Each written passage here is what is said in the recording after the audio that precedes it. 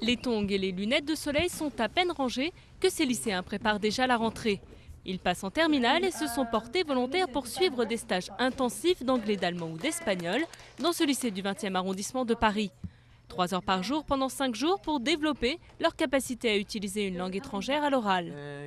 C'est beaucoup moins intimidant que quand on est dans une classe de 22 ou 30. Là, 4, ça nous permet aussi de plus parler, aussi d'être interrogé plus souvent.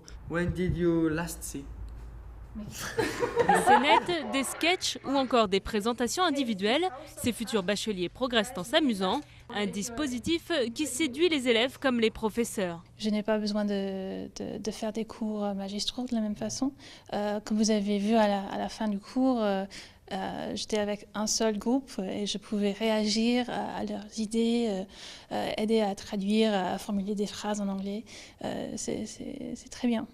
Mis en place en 2008 et 2009 par l'Éducation nationale, ces stages de remise à niveau et de langue étrangère sont totalement gratuits et s'adressent en priorité à ceux qui n'ont pas les moyens de partir en séjour linguistique ou de recourir aux organismes privés. Mais sur les 4 lycéens présents en classe ce jour-là, tous avaient au moins séjourné une fois à l'étranger.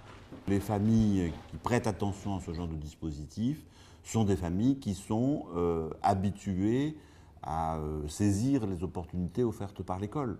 Et donc ce sont des familles de milieux, peut-être pas nécessairement de milieux favorisés, mais de milieux bien informés. Et on peut constater effectivement que le but n'est pas complètement atteint, en ce sens qu'on a des élèves qui auraient besoin de ce type d'accompagnement et qui n'en profitent pas.